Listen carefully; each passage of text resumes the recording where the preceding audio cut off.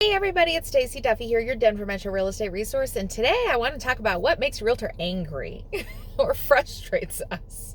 So I'm just gonna jump right into it. I don't know, I've got 4 things top of mind, but who knows, I may add to that.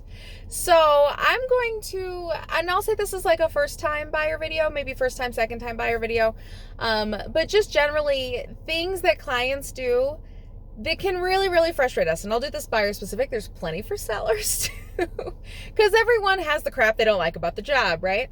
I absolutely love my job, but of course I don't love every aspect of it. But generally, here are some things that if you do them, you're probably going to piss off your agent and you wonder why they're mad at you. So let's start with 1, not trusting us. Okay, as I've said in many of my other videos, if you don't trust your agent, please don't work with them. It's gonna go badly. It goes badly for them. It goes badly for you. You hate each other the whole time. And then everybody gets miffed, or best case, you come out of this and say like, it went okay. Okay. We want you to have a good experience. So trust, especially when you're talking something like buying a house, you've got to trust your agent. If you don't trust us, it's not gonna go well. Find somebody you trust, or let us know, like, because people don't tell us why. They just don't listen or don't trust or second guess or whatever. Let us know. Clear the air, okay? I'm very much a let's figure out where we're at and solve this and get you where you need to go, okay? If you don't trust us, it's going to go badly, okay? That kind of ties into the second one. Please listen to us. A lot of times we'll tell people, hey, okay, so here's how this is, especially first time buyers. Here's how this is going to go. Here's the people that I would recommend that you call for financing, and here's why. Here's some questions to ask them. And then lo and behold, I'll talk to my buyers 3, 4, 5 weeks later when they should have done it in the next, week or so when they wanted this house that has come and gone since then. And they'll be like, well, I went online and I got a pre-approval from, www.superawesomefastlenderadvertiseseverywhere.com. And I'm like, oh my God, why? Why did you do that? I got a call today from a local lender that advertises on radio all the time. And I'm like, why are you calling? Which of my clients called you? Because they should not have called you. I'm not saying don't shop your loan. I think you should definitely shop your loan. But there are certain things that we tell you for certain reasons. So let's take the lender thing, for example. I will tell you, in a competitive market like we have right now, where buyers are having to claw over each other or pay over asking or do all this stuff or offer their firstborn kid to get a house, and you show up with some super online discount lender pre-approval letter, good luck getting that accepted. It's not going to be competitive. So, and there's reasons that we tell you to do those things, and it's because it's to work to your advantage. I don't care who you use, as long as they answer the phone Saturday night at 9 o'clock when I'm putting in your offer. That's one reason not to use, advertise on the radio or online lender or whatever all the time. They need to be able to be accessible. They need to be able to answer questions. They need to understand what they're doing. And a lot of times they're very inexperienced, which is fine. Everyone's new to the business. I get that. But just like you probably want an experienced realtor, you probably want an experienced lender or title company or whatever else you're going to use, okay? So there's reasons we make those recommendations, and I don't get any money from that. I don't care, like I said, I don't care what lender you use, and I've told my clients before, I'm like, as long as they answer the phone, I can get a hold of them, I can get what I need after hours. Please, God, don't be in a different time zone, because that makes everything more complicated, nonetheless 2 or 3 time zones away. So, and that they're going to respond to listing agent because I want your offer to get accepted, okay?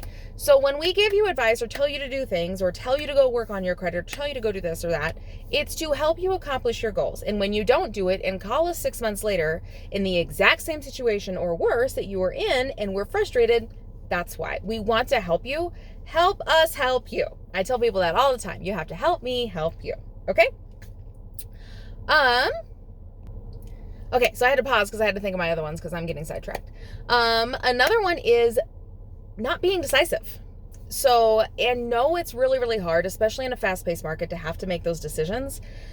But you have to be ready and know in your gut and have made the commitment to yourself that that's what your goal is. So it's not just a goal of, hey, I want to buy a house. It's, I'm committed to buying a house. We're going to do this.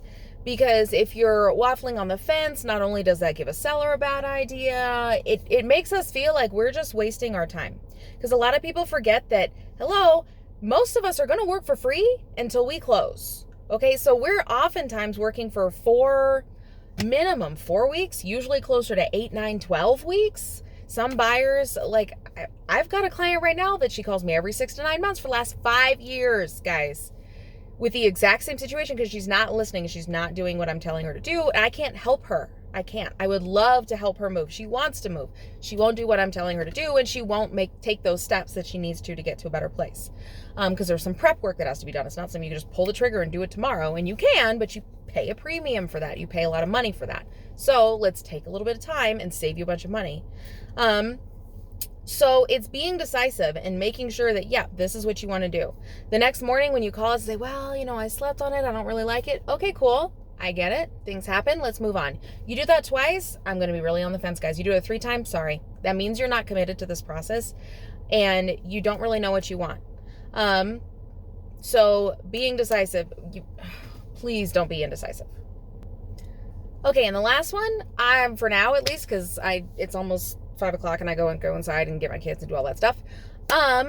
For now, the last one is going to be expecting us to be available 24 hours a day and 7 days a week.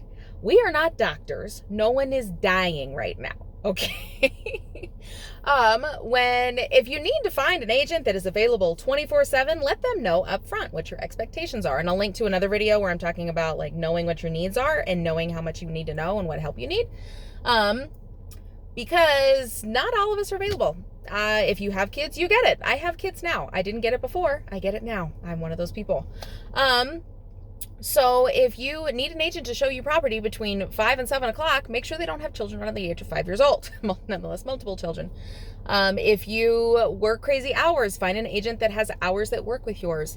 I have very set working hours because if I don't, and I take, odd hour appointments and that kind of stuff, but if I don't, people just expect me to be available all the time. They're like, well, it's a Tuesday afternoon. I'm at the office. You should be working, right?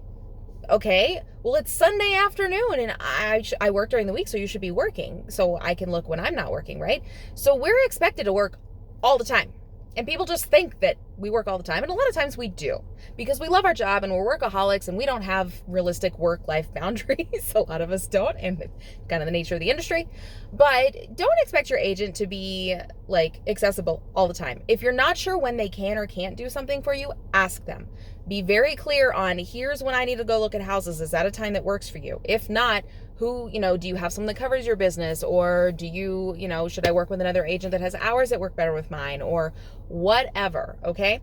I've gotten a lot better with that, but I've had some people recently that are hitting me up at crazy times, and I'm like, no, it is 7:15 in the morning, and I have 2 children under the age of 3. This is not, no one is dying. Does not need to be handled right now, okay? So anyway, 4 pet peeve rants for today. So thanks for watching. If you're like my videos, subscribe to my channel. I greatly appreciate it. I think I need to start doing it over here. I think I've been pointing the wrong direction for a while based on the subscribe link. I don't know. If you want to buy or sell in Denver Metro, reach out to me. My contact info is down below. And if you have complaints of why your realtor gets mad at you, or you did or didn't know or whatever, leave them down below. Let's make this a rant and, invent video for all purposes, because I'm kind of on that train at the moment. So thanks for the time, guys, and have a great day.